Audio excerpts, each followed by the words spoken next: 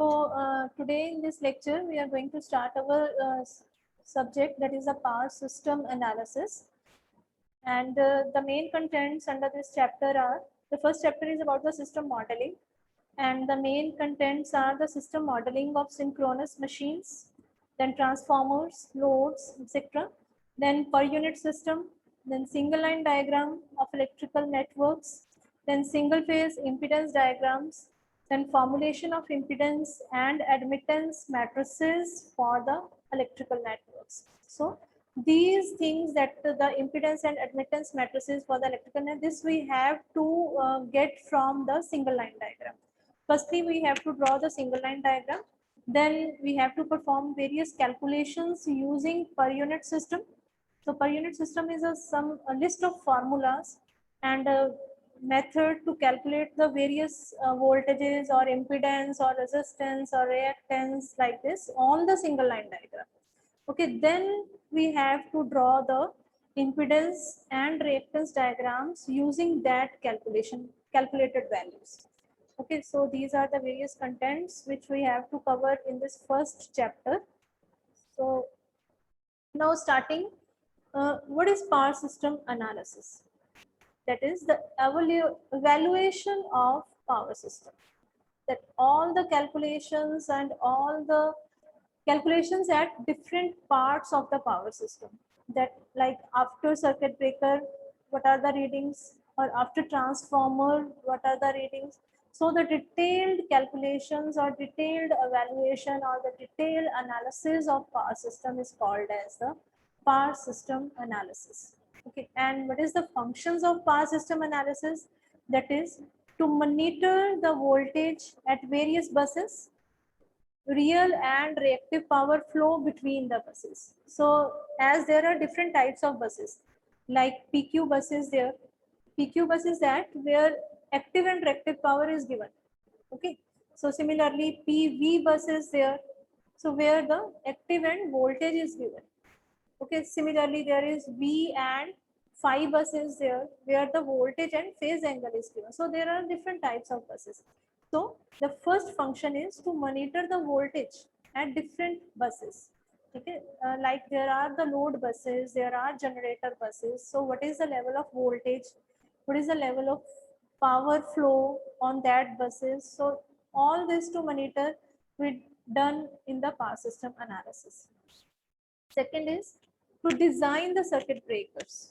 Okay, that which circuit breaker is suitable for which type of load flow or which type category or which type of location.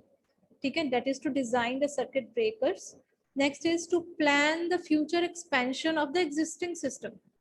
Like if the existing system is work only for 132 kV and some 210 megawatt load, but in future if we have to extend the loading conditions on that particular substation, so that planning is also done in the power system analysis. That is to plan the future expansion of the existing system. Next is to analyze the system under different fault conditions. Okay, like there are different types of faults. Line to line fault is there, line to ground fault is there, double line to ground fault is there, three phase faults are there. Okay, and to analyze that faults, like if the fault is occurred on some particular bus or some particular transmission line, then what is the rating of voltages or what happens to the active and reactive powers, like this all we have to analyze through the power system analysis. And one is to study the ability of the system for small and large disturbances, that is the stability study.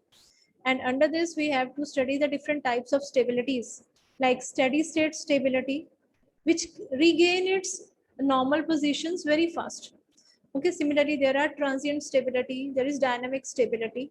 So this to study the stability conditions and what happens if during disturbance, what is the level of voltage there, okay, what is the level of power is there. So this all we have to study during the stability studies. So these are the various functions that are that we have to perform in the power system analysis part, like load flow analysis, to monitor the buses, to design the circuit breakers, to plan the future expansion, okay, to study the fault conditions, to study the stability conditions. Okay, so these are the different functions.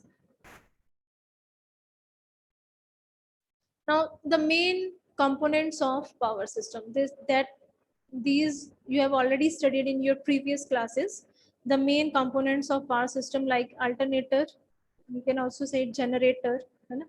Then power transformer is there, then transmission lines, substation transformer, distribution transformer, loads.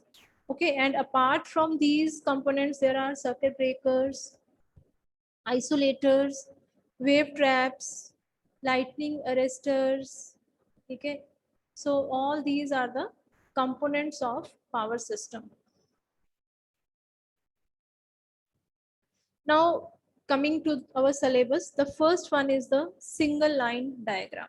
So these single line diagrams you have already seen while during your visit to any substation. Okay, when you are going to visit any substation, so on the entry there is a single line diagram on the board of that particular substation. Okay, so single line diagram is a diagrammatic representation of power system in which the components are represented by their symbols and interconnection between them are shown by a straight line, even though the system is three-phase system. Okay, whether the system is a single phase system or whether the system is a three-phase system, but the connection between the lines or connection between the different components or devices is through a single straight line. Okay, so and every component, like there is a separate symbol for every component, like transformer is represented by some symbol, circuit breakers are represented by some other symbol, like this. The ratings and impedances of the components are also marked on the single line diagram. So, but these are optional. Sometimes the ratings of generally the transformers are ratings are given on the single line diagram, but the small components like circuit breakers, isolators, their ratings are sometimes omitted, not given. Okay, so for all the components, the ratings are not given, but some of the main components, the ratings are there in the single line diagram. So what is the single line diagram? So it is the uh, arrangement of the complete substation or complete power system by using symbols. Okay, by using symbols, and the interconnection is represented by a straight line, whether it is a single phase, whether it is three phase, but it is always represented by a straight line. Now these are some of the symbols, not all, but these are the some of the symbols. Like the rotating armature is represented by a simple circle. Two winding power transformer is represented like this. Two inductive coils are shown. Okay, this is a two winding power transformer. And then three winding power transformer is represented like this. Then fuse is represented like this. A small rectangle is there. Then current transformer, the symbol used for current transformer is like this. Then for potential transformer, it is like this. This is a single winding shown here. Okay. See the difference between the simple transformer and potential transformer. For potential transformer, there is a single winding shown. But for simple power transformer, the multiple windings are shown in the symbol. Okay, then ammeter, you know, this is capital A is written in the circle, voltmeter capital V is written. Then circuit breaker is a simple rectangle, take a small rectangular box.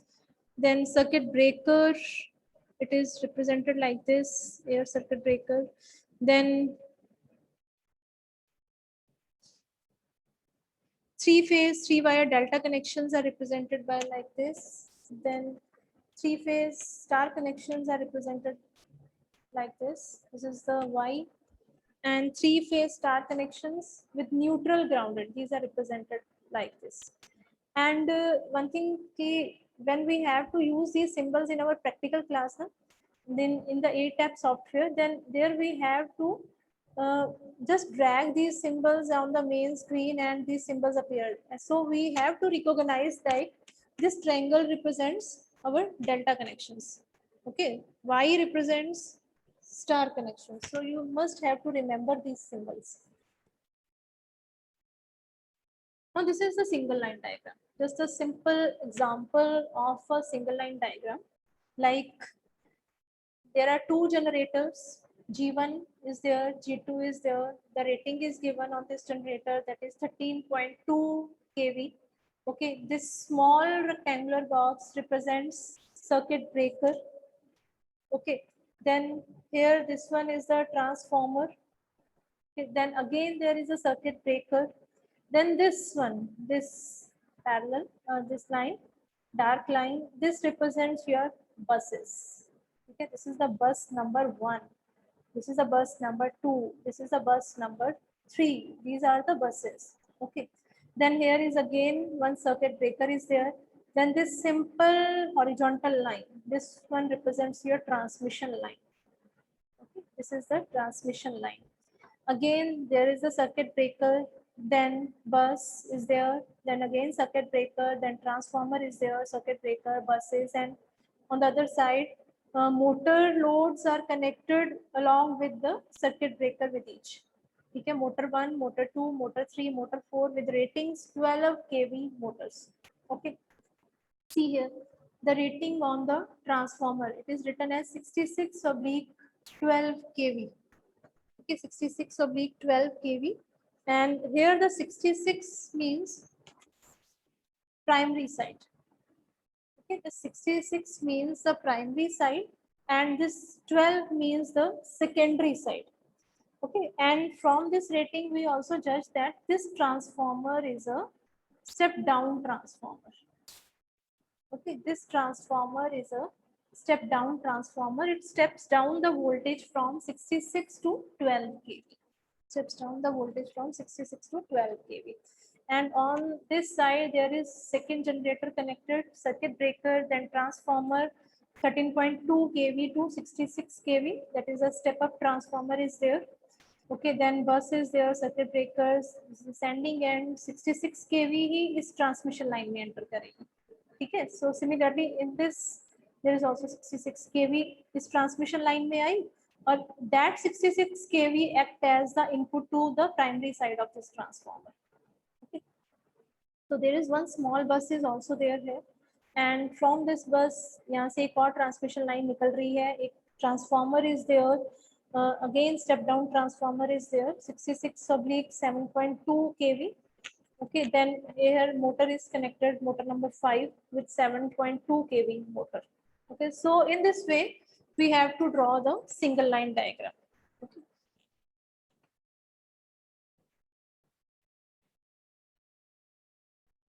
And one thing more, ki, whether our system is a 3-phase or whether our system is a single phase, we have to draw the single lines only. It is not that ki, if the system is 3-phase, then we have to draw here the 3 lines. No, not like this. We have to interconnect the various symbols using a straight line. This is the example for the single line diagram. And next is the single line diagram, another example of single line diagram of the electric power system supplying the motor loads. There's one another example here. The generator is there, okay, which is connected with the transformer. And this transformer here connections are also shown. The primary side is star, neutral grounded, and the secondary is delta. Okay, then transmission line is there, then another transformer is there, then motor loads are there. Okay, and motor loads are also star connected. So this is another example of a single line diagram. Now, in the single line diagram, the system component is usually drawn in the form of their symbols. Okay, we generally use symbols only to represent in the single line diagram. So this is another example for the single line diagram. Two transformers are there. Okay, in between there is a transmission line, but it is difficult to draw the line diagram of few components. Like in this single line diagram, you generally have seen here only 3-4 components are there. Okay, transformer is there, generator is there, circuit breaker is there, okay, motor load is there, but it is not possible to represent each and every component in the single line diagram. Okay, so for simplification, the impedance diagram is used for representing the power system components. Okay, so generally the single line diagrams are first converted into the impedance diagrams, and then it is used for the further analysis or further calculations. Now next is the impedance diagram. So what is impedance diagram? Like you have seen in this figure now. So this is the impedance diagram. Here the symbols are not used. Here the symbol for transformer is not used, but all the symbols or all the components like transformer, generator, transmission line, motor, they are represented using impedances, using the combination of resistances and reactances. And we have to calculate the values of these resistances and reactances then. Okay, so in impedance diagram, each component is represented by its equivalent circuit. Okay, the synchronous generator, like here is the synchronous generator. ये देखो starting में in each single line diagram there is the generator. Okay, like the synchronous generator at the generating station is represented by a voltage source in series with the resistance and reactance, like this one. ये जो first portion है यहाँ पे, this represents your synchronous generator. Okay, and it is represented by a voltage source. There is one voltage source in series with resistance and reactance. Okay, so this is the representation of generator, this generator in impedance diagram. Okay, the generator is represented like this. Now, next the transformer. The transformer is represented by a nominal pi equivalent circuit. Okay, the transformer is represented like this. On this side there is resistance, on this side there is reactance, or the combination of resistance and reactance, and here is someone pi circuit is there of resistance and reactance combination. Okay, so the third point is the load is assumed to be passive and are represented by a resistive and inductive reactances in series. ठीक है, any load, कोई भी load हो, ठीक है, whether it is a motor load or any other load, static load, the load is always represented by a resistance and inductance in series. So this is a representation of load for the impedance diagram. Okay. And next is the neutral earthing impedances does not appear in the diagram, and as the balanced condition is assumed. Okay, so it is always assumed that for the impedance diagram, the condition is balanced. No unbalancing is there. And one thing it is not written here, that transmission lines are also represented like this. The transmission lines are represented by this pi circuit. These capacitances are there. This reactance is there, impedance is there, and in series with the resistance. So this is the representation of the impedance diagram for the power system without symbols. Here the symbols are not used, but instead of symbols, we use here the voltage sources, then resistances, and then reactances in series or parallel combinations. Okay, so this is the representation of the impedance diagram. Now see in this slide the parallel view of single line diagram and the impedance diagram. Like here the first is the generator. So the generator is represented by a series combination of voltage source with resistance and reactance. Okay, then no representation is there for the circuit breaker. Okay, then transformer is there. So transformer is represented by this circuit. Then transmission line is there. It is represented by this circuit of reactance, resistance, and capacitance. And then again second transformer is there, so it is represented like this.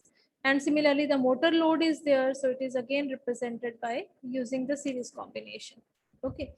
The impedance diagram can further be simplified by making certain assumptions and reduced to the simplified reactance diagram. Okay. Now, after this, we have to study one more diagram, that is the reactance diagram, which is the simplified view of this impedance diagram. As you see here in the impedance diagram, there are lots of components. There is resistance, there is capacitance, there is voltage source, and reactances are there, inductances are there. But in reactance diagram, there are only reactances, only inductances, only coils along with the voltage sources are there. Okay, so in the reactance diagram is drawn by neglecting the effective resistances. So in the reactance diagram, the resistances are neglected of the generator, armature, transformer winding resistance, transmission line resistance, line charging, and the magnetizing circuit of the transformer. So all these are neglected in case of the reactance diagrams. Okay. This is the reactance diagram. See here, so simple. Here is only one voltage source. So this represents your generator, complete generator, voltage source in series with this reactance. So this simple reactance represents your transformer. This simple reactance represents your second transformer. This simple reactance represents third transformer, and so on. Okay, whatever the components are there in the single line diagram. So this last one, this voltage source and this reactance in series represents your load. Okay. Now let's read this reactance diagram for the power system. The reactance diagram gives an accurate result for many power system studies, such as short circuit studies, etc. The winding resistance, including in the line resistance, are quite small in comparison with the leakage reactance and shunt path, which includes the line charging and transformer magnetizing circuit, provide a very high parallel impedance with fault. So it is considered that if the resistance is less than 1/3 of the reactance, okay, if the resistance is less than 1/3 of the reactance and resistance is ignored, then the error is introduced will not be more than 5%. So we can neglect this type of error. Okay. That means if we ignore the resistance, the error in the final setup is not more than 5%. So it is generally advisable to neglect the resistance and get the simplified diagram for any power system. So if the resistance and reactance is ignored, errors are up to 12% may be introduced. If you ignore both resistance and reactance, then the error increases to 12%. So the error means their calculation gives a higher value than the actual value. So we will not ignore the reactances, but we simply ignore the resistances only. Okay. So this is another example of the single line diagram of 11 kV substation. So see here, the incoming is there. There is the output cable box is there, lightning arrestor is, many other components are attached in this single line diagram of 11 kV substation. Here is the capacitor bank is there. This the delta star transformer is there, step down transformer. Okay. That is 11 kV to 0.415 kV, that is 415 volts.